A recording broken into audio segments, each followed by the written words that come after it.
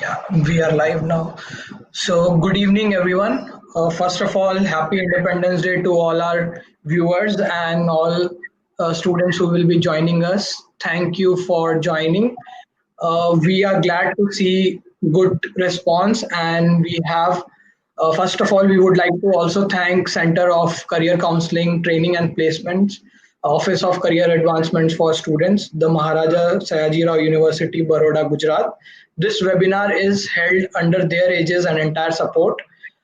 Today, as you know, the topic is how to position yourself to an HR recruiter and also tackle some of the topmost HR questions for job placements. Today's session is created and presented by our expert Richa Mehta.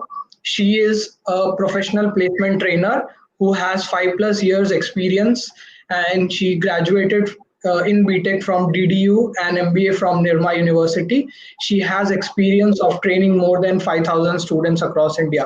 So we will welcome her, and also while we are live, there is an option of sending your questions via comments. So do not forget to subscribe our channel, as well as while you are live, also ask questions through the chat window that you can see right next to you. So please ask questions. We will be happy to take up those questions.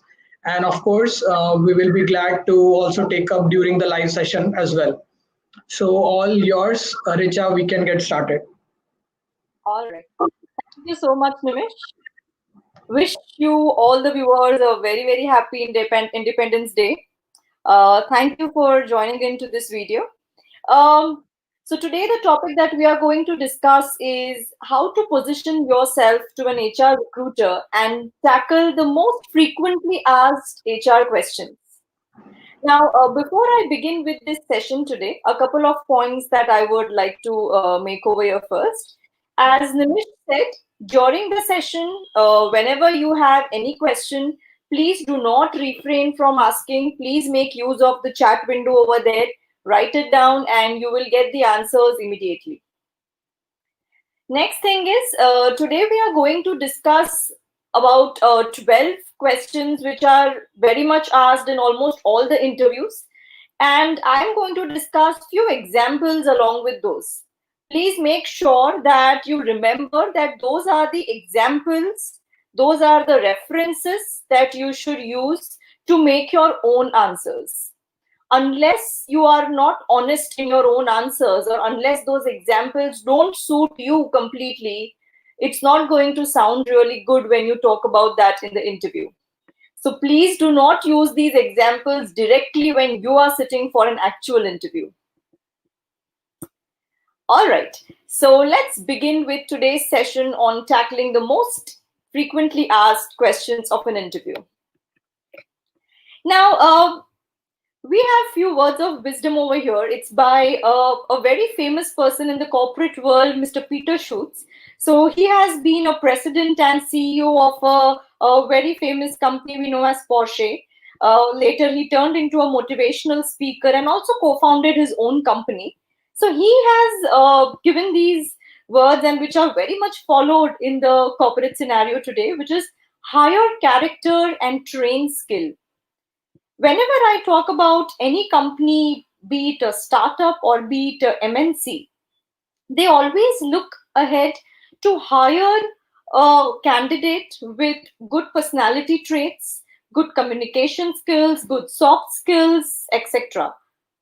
Training of skills or training of technical skills, I would say, can be very easily done on site. Let's say if a candidate is 80 on 100 on a technical skill, there is always on-site training happening before you get on to an actual project. So training of skills can be done, but a person's character or a person's personality is something which is built over the years, and that cannot be changed. Which is why a hiring manager always gives more importance to hiring a good character or a good personality in the candidate. And that is why HR interviews play a very, very important role in your entire recruitment process. All the companies, as I said, from startups to MNCs, will always have HR rounds in the interview. So, for example, I would suggest Amazon, as we all know, it has a total of 7 rounds of interview. And out of these 7 rounds, the last 2 rounds are HR rounds. Those are the rounds that actually makes the final decision for hiring a candidate. So getting across these rounds and being prepared for these questions is equally important, and I would say sometimes more important than preparing for the technical questions. So let's see a few of such questions here. Now, to prepare these answers, I have identified these key preparation areas. These are the 12 key preparation areas from where the answers to all the such questions can be framed. So let's see how we can use parts of these areas in framing different answers over here. Now, I'm going to start talking about the very first, the most frequently asked and the most dreaded question by most of us over here, which is, tell me something about yourself. We all know that more than 90% of our times, our interviews start with this question, which is why the answer to this question results into making your very first impression on the recruiter. So you have to make sure that you don't sound unprepared for this very much expected question, right? So let's see from which areas this answer can be framed. Now for this answer, first is work experience. If I have prior work experience, I would definitely want to mention that work experience along with any key awards or any key promotions, achievements that I have got during that work experience in this answer itself. Next is internships or projects. So for specifically for freshers, it becomes very important that I talk about my internship or my life project specifically, which is related to the role that you are applying for, right in this answer. Next is academics or certifications. You should definitely talk about your brief academic background in this answer. And when I say brief academic background, please avoid talking about your 10th and your 12th. You can just mention your graduation stream and your post-graduation stream. And of course, if you have done any added certifications which you think will give you one brownie point for the role you are applying for, do not forget to mention it. Next is extracurricular activities. So of course, if you have been a very active participant in multiple activities during your curriculum, that gives a very good impression of your personality, that how dynamic you are, and should definitely have a place in this answer. Next is achievements. So your achievements from various areas, like your academic achievements, let's say if you have got any scholarships, right, your achievements related to work experience or your extracurricular achievements should be mentioned over here. Next is hobbies. So if you have any hobby which is unique to your character, or probably you know that you will be very comfortable talking about it in the interview, that's going to add value to your profile, you should definitely mention it. And the last thing that can go in this answer is your career progression. So what are your career aspirations, short term, long term, can be included in the answer. Now, before I go on to the example for this, there are very important key points that you should definitely know about this answer. First, this answer does not necessarily need to cover each and every point of your resume. No, it should hardly be from 1.5 to 2 minutes. Your length of the answer should not exceed 2 minutes. And when I say 2 minutes, you have to make sure that you are covering the most important points of your profile, right? So always start from the most important points, and then you can go on to talking about the rest of the things if you are not interrupted by the recruiter. Maximum In maximum cases, you will find that as you start talking about this answer, the recruiter may just interrupt in between and start asking questions from those areas.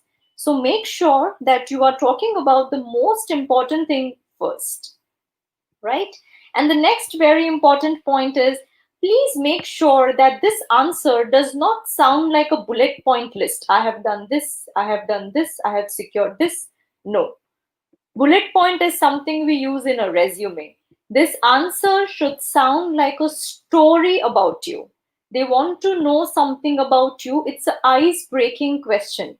So try to make it more pleasant to hear with a story format, right? And it is not necessary that we may have the points from all the 7 things that I have highlighted here. It is not at all necessary. These 7 areas are the areas from where you can get your content. You may have 5 areas, 4 areas, 6 areas in your cases. That is all okay, right? So let me pick up a very random example, not related to anyone, and let me just give you how I may frame this answer for a particular profile. So I'll just give you the background of the profile. So the student is a fresher from a finance domain and is applying for a financial analyst kind of a role. Okay, so how I'm going to showcase his profile, let's hear it. So let's say, hi, I'm Arjun. I am from the steel city of our country, Jamshedpur. Uh, Having done my engineering into electronics, I got to pursue my management in finance. Now, during my management, I was fortunate enough to be among the 2 out of a batch of 180 students to be selected in one of the big 4 consultancy firms, PwC, for my internship. There I got to work into a financial auditing team where I got to know the basics of financial statement analysis, taxation, etc. And also my certification in financial modeling really helped me improve my performance in this internship. This role as financial analyst will really help me get into my career dream of getting into investment banking at a later stage. I would like to explore various areas before that, like analysis, valuation, mergers and acquisitions, etc. Apart from my academics and my work experience, I'm very much indulged into music. I I have taken, let's say, professional training for playing harmonium. I have given 7 exams for harmonium, and I like to do that in my leisure time. So that's just kind of a story. I've given down all the hook points which a recruiter can pick up. That's the internship, that's the certification, that's the harmonium playing, right? And I could just connect those. I have not talked a lot about extracurricular activities. Maybe I don't have one, right? So you can use those things to frame your answer. All right. So moving to the next question over now. Tell us something not mentioned in your resume. Now, this is one question that's somehow new nowadays, and we are seeing very much frequently in the interviews. Tell us something not mentioned. So if you are not prepared for this question, and if you suddenly get this question, I'm sure you'll have those 2-minute awkward silence over there, right? So it's better that we be prepared for it. Now, answer to this question can come from hobbies. So, as I had mentioned in the previous session of resume building, that hobbies are not necessarily a part of your resume, right? So, which is why if I have not mentioned any hobby or any other activity that I am actively a part of, I can definitely mention this in my this answer. Now, one thing I want to point out over here is this answer need not necessarily have a very professional content. You can have something like, so for example, if I have to give example for hobbies, so let's say if you are indulged into few social activities, so for example, if you are a pet lover and if you are doing something to take care of stray animals very regularly, you can mention that, right? Let's say if you are into some kind of creativity like painting or art or dancing or singing, which you have not mentioned anywhere else, you can talk about that. Let's say if you're into baking and if you're also running a small online business of yours with your baked products, you should definitely talk about it, right? If you're into adventure activities, you can mention that. So it can be anything interesting about your personality, right? Next thing, apart from hobbies, what I can cover in this answer is strengths, right? So again, strengths or weaknesses do not go in your resume. So this answer would be a good opportunity to highlight your strengths. You don't know whether you'll get this opportunity to talk about your strengths later in any other answer in the interview or not, right? So if you're asked this, you can definitely talk about your strengths. Again, strengths always has to be mentioned with an example. So for example, if I say that I'm a very determined personality, if I decide to accomplish something, I would give my full to it. So you can give an example that I, with let's say hardcore exercise and following diet regime, I could reduce my weight from by 30 kgs in a span of 6 months. So that's an example of a very strong determination. It is okay if it is not a professional example, but it is giving a very positive point about your personality. So you can talk about it. You can also say that, let's say I'm a person with a very good wit and humor. I generally indulge into stand-up comedy at various social as well as college functions. And that shows that, and you can say that this can help me build a very good rapport with my team members. That's a good personality strength, right? So strengths can be personality based. Strengths can also be technical based. So if you are proficient in any software that you know is very important for this role, you can also mention that, right? So this is what we can cover in this answer. Please make sure you give enough time to think about yourself and prepare for this, right? Next question is, why do you want to join this particular company? Right? So if they ask you this question, and if you don't have any good data about the company, or if you don't know much about the company, it is not going to sound really good, right? So this answer can come from, first is current affairs.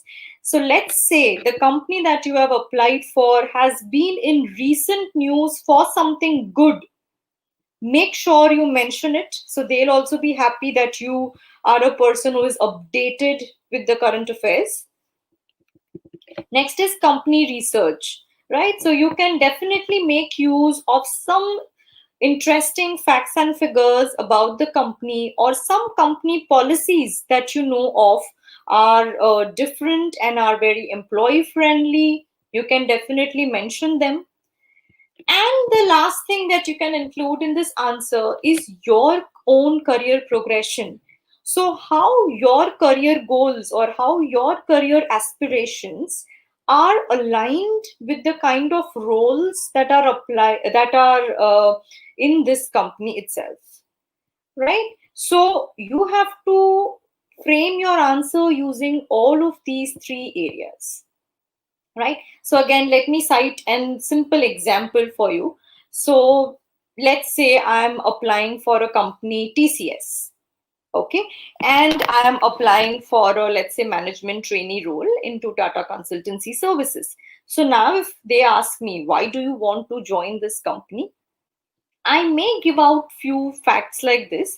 So TCS, let's say, has been recently honored as one of the top companies which is very employee friendly companies to work for in 2020, right? So of course that will make any employee eager to be a part of the team, right? Again, TCS, the kind of gender ratio that TCS maintains with the employees is so much women friendly that around 36% of the global women population, workforce population, is with TCS. So I can definitely mention this, right? I could talk about the roles that TCS offers. So let's say the kind of transition that TCS offers from a management trainee role to a team leader, which and how it is based on the performance friendly evaluation, is what makes you feel eager to be a part of the company, right? So you have to research well on the company that you are going to sit for, right? Moving ahead would be the next question, the fourth question. Why do you want to take up this role? Previous was why this company. Now this question is why this particular role, right? So now from where the answer to such question can come from. First is work experience. So if you have any prior work experience which you think can provide a good support for this role that you have applied for, you should definitely talk about it. Next is internships or projects. So if not work experience, if you have done your internship or life projects in any area which is connected to this role, you should definitely try to showcase that connection effectively in your answer. Next is academics or certifications, and a very important thing to mention. So if your academic background is well suited for the role, or if your added certifications makes you a better candidate for this role, you should definitely mention that, right? And next is your career progression.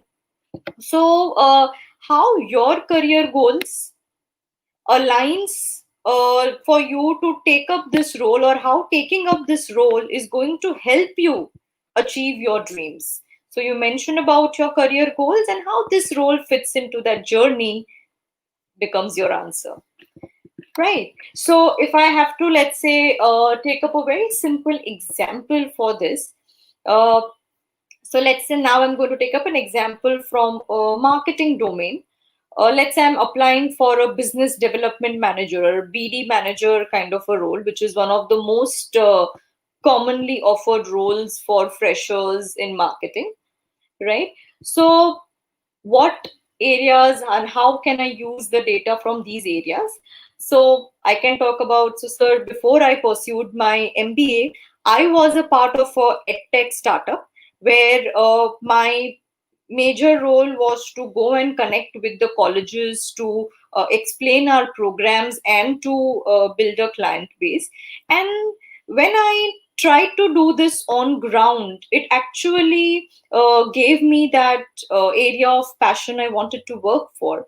During my MBA, I got to intern as a sales in a sales team with an FMCG company, where again I did primary sales, secondary sales on the ground, and that is what actually drove me to go ahead in this direction, right? I'm a person who is very much driven by targets, who is very much driven by visible milestone achievements, which is why I feel this role of business development manager is would be very much suited to my personality, as well as it's going to help me go ahead in my career dream, where I see myself as a regional sales manager or a national head of sales in the coming decade. So I'm going to highlight all those parts of my profile which are suited to this role, right? So this is how you can also try framing an answer for your own profile, right? Next would be, what are your other interest areas? So now by asking this, the recruiter definitely wants to see that side of personality, accept your work experience and your academics. What else do you indulge yourself in? How dynamic you are as a person, right? So your extracurricular activities will play a major role. You can talk about your participation into sports events, into art events, right? You can talk about your event handling events, right? So all of these leadership events or any social initiatives, if you are a part of, you should definitely mention about this, right? Achievements. So let's say apart from academics and apart from work experience, if you have won any events, you should definitely mention those first. Winning events should be mentioned before participating in the events, right? So achievements in those areas. And hobbies, as we discussed earlier, you can definitely mention about the hobbies, because that also comes in your other interest areas, right? And the last part would be current affairs. So let's say if you are a person who is an avid reader, who is very much updated with the news and everything happening around you, let's say a particular area, for example, politics, is something that you follow very, very closely, you should mention that. That may you may share a common interest with the recruiter, and then your interview may go in that direction, right? So if you are very confident about any area from current affairs, you should definitely mention it. All right, so moving ahead to the next question: why is your academic record inconsistent? Now we know that there are a lot of profiles amongst us who do not have a very, very impressive academic record. You may have low grades in any one standard, let's say 10th or 12th or graduation, and somehow it does not look very impressive. See, first thing, there is no point feeling bad about it. What is done is done, right? But if I am very uncomfortable about this fact, and if I don't prepare to justify it or to answer it, I will be very, very nervous if this question is given to me, right? So it's better if I know that from my profile there is a possibility of such a question. It's better that we are prepared for the same, right? So why is your academic record inconsistent? So from where can I frame the answer? There is no way I can justify low marks, but I can at least try to show them where did my attention go and what other productive things I was involved in, which is why my marks were below the average.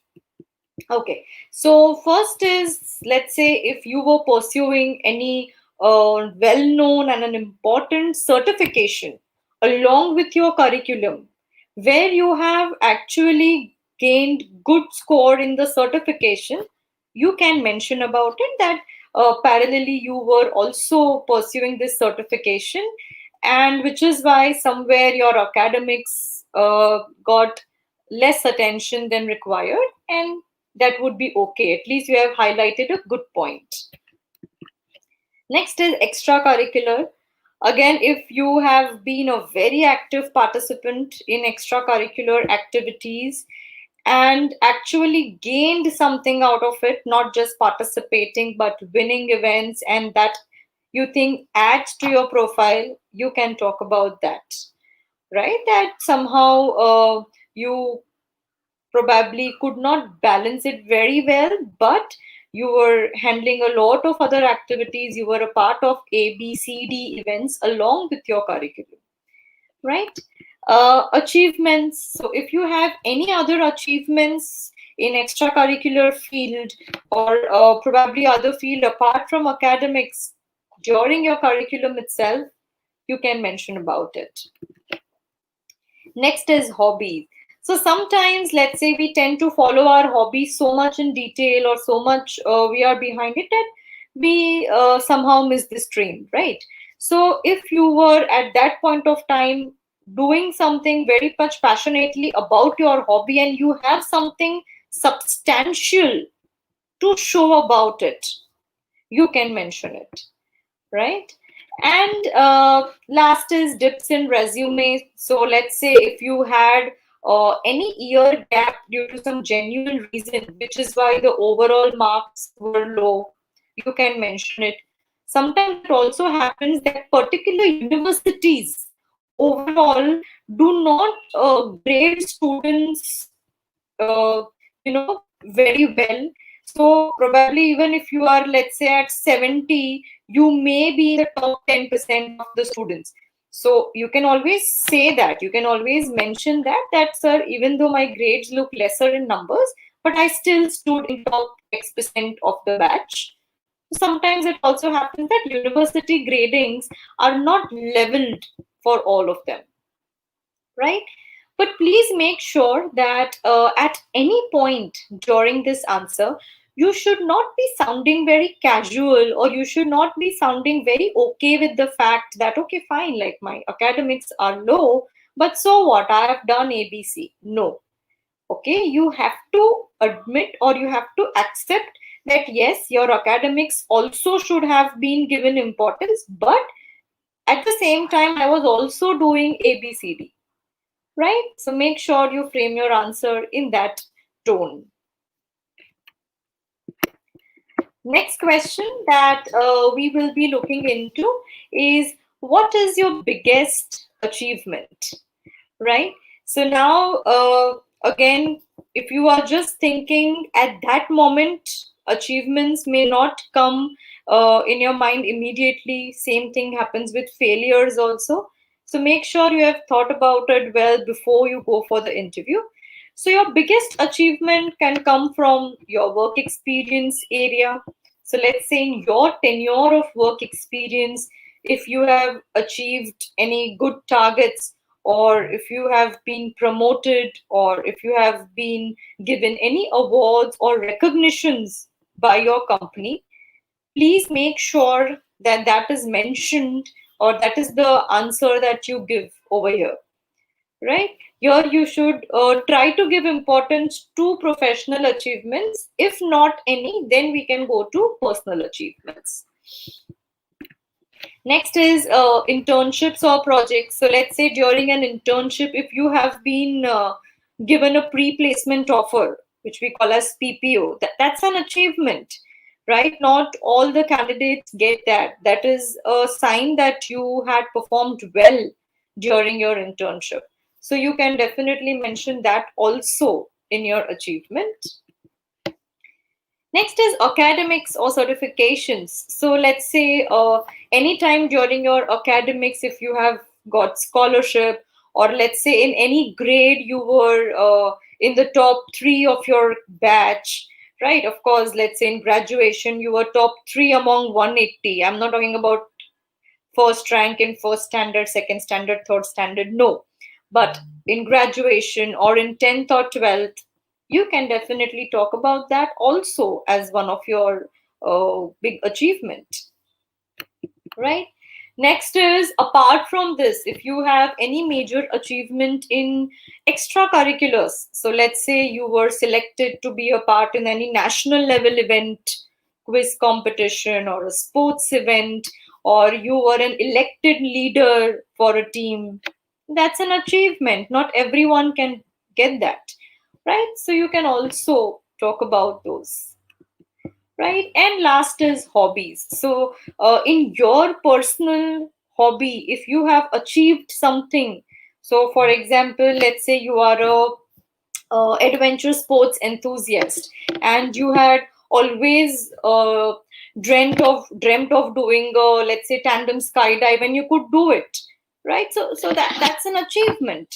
So you can mention that, let's say if you have ticked your bucket list in your hobby successfully, you can mention that, right? So any areas, of course, giving more priority to your professional achievements. If not any, you can also go to your personal achievements, any social activity where you could get good results, which is impactful to a lot of people, definitely goes as your achievement.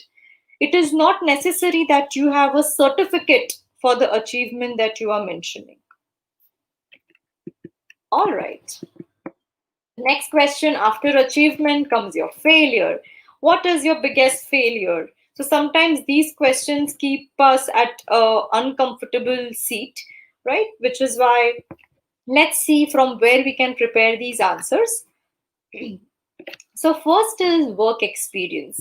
So let's say during your work experience, in some project that you were a part of, if your targets could not be achieved, or if the client that you were dealing with was not satisfied due to some one or two points, or some failure from your team resulted into delay of project, you can talk about it, but do not go in lot of details when you talk about failure. Just mention it, and along with that also mention how did you make it right. Okay, so that is one example. Second, similar thing happens with internships also. So somehow if you could not do well in your internship, or at some stage somehow your performance was not up to the mark, you can mention that. Academics. So if you have any low grades during your academic tenure due to some genuine reason, but that is impacting to you even today, you can talk about it, let's say in 10th or in 12th or in graduation. You can mention that how your grades went low in this, which you consider it as your failure, but uh, these were the other areas that I was concentrating on during that time, right? Next is extracurricular activities. So, let's say if in any extracurricular activities, let's say in sports or anything, if you could not achieve the kind of ranks or the kind of positions you were aiming for, one of such small events can be mentioned as a failure. Even though the question says biggest failure, the failure doesn't have to sound very big. Okay, it can be a small step back anywhere in your career, right? Next is hobbies. So there are a lot of us who have not been able to follow our hobbies or dreams very passionately. You can talk about it because you regret it today. So if you regret about it, you can talk about it, right? And next would be weaknesses. So let's say if you have any very prominent personality weakness, let's say your introvert nature, or probably um, any of your technical weakness, you can talk about it, but again in a very very mild tone, right? So that's what you can give as examples over here. And last is dips in your resume. So again, low grades at some stage, or year gaps at some stage because of any genuine reason. Like let's say you had to take a gap because of your health issues or some family issues. Of course, they have to be true and genuine. You can talk about it. Right? So all of these areas I can get my answers for my failure. Okay. Next question is, why should we hire you? Now, the interviewer himself is asking you, why should they hire you? So, now this is a very good opportunity to highlight all those points which makes you a good candidate compared to the other applications that they have received. So, first is, of course, your work experience, right? If you have relevant work experience to talk about, of course, that experience is going to help the company. You should talk about it. Similarly, it goes with internship and projects as well. Again, with academics and certifications. So, if you have any relevant certifications in your profile, of course, you should highlight it so that they will know how much you are better than the other candidate. Achievements, as I've already talked about, your work experience related achievements, academic, extracurricular achievements, you can talk about. Next is strengths. So you can talk about your personality strengths, you can talk about your technicality strengths. If you know that there is some software which is very much needed in the role and you have a proficiency in that software, mention it, right? If you have any prominent teamwork experience prior and you can give that as a good example of your strength, mention it, right? So if you are a very extrovert or an outspoken personality and that is what is required for a sales role, highlight it, right? So you can talk about your strengths which are related to the role.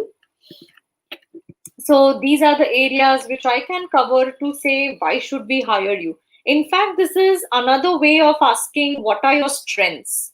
Okay, so what are your strengths? Why should we hire you? More or less will cover the same points. Next question, again a tricky one. What do you think will be the reason if you are not selected? Another way of asking why should we not hire you? Or what are your weaknesses? Right? So all of these three things mean the same. So if I have to again talk about this, let's say something from your work experience, there may be cases, I'm just talking about particular case, where your prior work experience is not very much relatable to the present role. You can mention it that, sir, I know that my work experience is, let's say my work experience would be discounted because it is not very much applicable to the current role.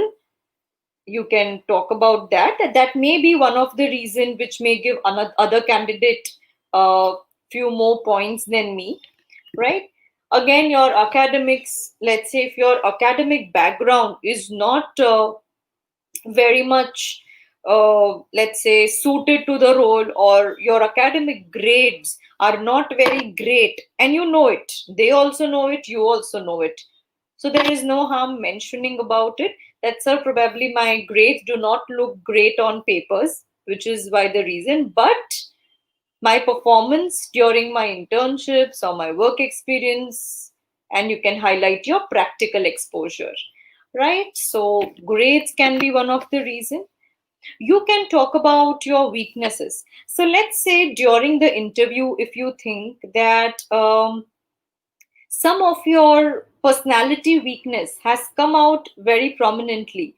So, for example, again, sir, I'm a very introvert person by nature, and probably during the interview, you would have sensed that by me not giving very elaborated answers. I agree that is something I need to change about my personality, but probably that may be the thing which may pull you back. But so, while working with the team or while on a professional ground, my performance level has always been high, and then you can give your examples. So, what I'm trying to showcase over here is, guys, try to tweak the answer towards the positive point. Even in such a negative question, try to drive them to a positive point, right? So, this is where your reasons can come from. And last is dips in resume. So a lot of times companies do have preset criterias for minimum grades for a candidate for which they will select, or there should be no gap year, etc., etc. And you know that your profile already has those, so you can mention that, sir, probably my academic grades or my uh, academic tenure does not very well go with the company criteria. Probably that may be the reason I may lose out on this opportunity. Finish. Right? So these are the areas from where I can come with these answers. Next is, why did you leave your previous job? Now, for people having prior work experience, this is one of the question which you can expect, right? Now, this can come, one is certification. So let's say you were looking out to pursue some certification which could give, let's say, speed to your career. right? It could help you progress faster, and you wanted to give enough time to that, which is why you left your job. You can mention about it, any advanced degree or a certification. Next is career progression. So let's say I was working in a startup, and somehow that startup gave you a very good exposure to be a part of all the big and small roles during the projects that you were a part of. But somehow your career aspirations required you to be a part of a more bigger corporate setup, which is why you left it. You should mention that, right? Please make sure that at any time during this answer, do not talk bad about the previous job, about the previous employer, or about the previous company, right? You have to talk positively about them, but why did you want to shift? You can give some genuine reasons. How moving out from there is going to help you go ahead in your career. That is where your answer should be focused on, right? Um, Next question in this discussion would be, what are your short term and your long term career goals? Now, when I talk about short term career goals, they are just trying to understand how clear are you in your head where you want to reach in the next 5 years. Long term career goals is where you want to reach in the next 10 years. Now, understand this thing well. Even they know, or even you know, that uh, it is not necessary that what we have thought of, we may necessarily go in that direction. We may come across some better opportunity during our career journey. This answer is just to see how much have you thought about yourself, how clear are you about the roles, right? Don't worry about that. If I say this, do I have to follow this? Not necessary. Okay.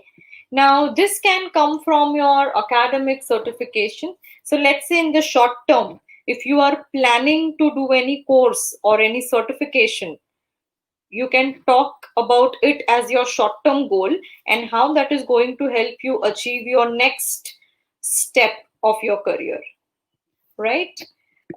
Next is current affairs. So here you can talk about, let's say, if you are aware of any industry level happenings, right, or any upcoming careers or upcoming roles. So, for example, in the current situation where we are facing this COVID-19 pandemic, we know that a lot of digital roles have emerged out of nowhere, right? So you can talk about those short term goals, that because of these things I am trying to upskill myself in this area and I want to go ahead with this role. So you can make use of current affairs. Company research. Now, this is the card that a smart candidate will play, right? So if you have researched your company well, if you know that what are the exact roles that the company itself gives in the short term or the long term, in short, if you know about the hierarchy in the company itself, you should be trying to talk about your short term goals or long term goals around the same progression.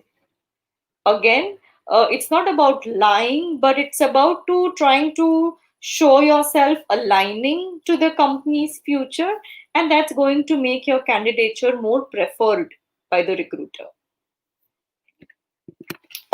Next is career progression. So, combining with company research, if you also talk about what are your aspirations and how the roles in the company are going to help you fulfill your dreams or your aspirations, that's what can be used in this answer, right?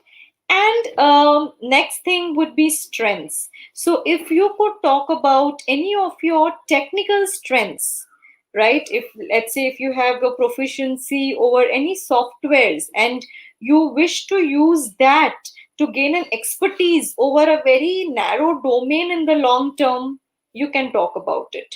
So somehow, the in generally all the fields, how the careers or how the career journey is framed is, in the beginning you are in a kind of a generalist role where you are exposed to different areas, and then over the period of time your domain of work goes on becoming narrower but more expertise based.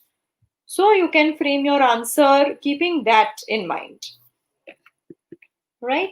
So in these 12 questions that we have discussed, we need to make sure that each of these questions we try to highlight those positive points of our profile very much, right? And to make those invisible points visible, we have to make sure that we emphasize on these three things while framing our answer.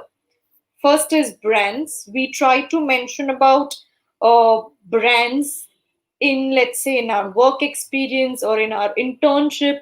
If we have been a part of team handling some prominent brand, you should talk about it, right? Uh, about numbers, quantities. If you can talk about your quantified result, I was two in the top in the batch of 180, or let's say because of my target achievement our sales grew up by 20% in that month. If you could include numbers in your answers, the impact is going to be different, right? And details, wherever you feel details are important, go into the details, especially in the interviews, right? If you are allowed to, please go in those details and talk about it, because I'm sure not every detail can be put on the resume. So make sure that you don't miss out on them in the interview also, right? And when it comes to interviews, so this is one of the very much known techniques that we use to frame the answers of an interview, which is called a STAR technique: situation, task, action, and results. Right? So, whenever you're trying to frame an answer, always try to first describe the situation. What was your role, your team, your role in the situation? What were the exact ABC steps or initiatives you took? And what were the quantifiable results that you got? This is what should frame your answer in your interview. So you can always use this framework to specifically talk about your work experience description or your internship description. Right? So this was all about discussing on HR interview and HR questions. In case you're looking out for a personalized or a detailed review of your resume, or you're looking out for personalized interview questions preparation or mock interviews as well, this is where you can reach out to us on, right? You can WhatsApp us and follow us on these social media handles. I really hope that these series of 4 webinars that we have done, which were all related to placements, have been really helpful to the audience. And we are very much open to your feedback. So please make sure that if you have any feedback, good or bad, you can directly reach out to us and convey the same to us. Thank you so much. Have a great Sunday and take care. Thank you.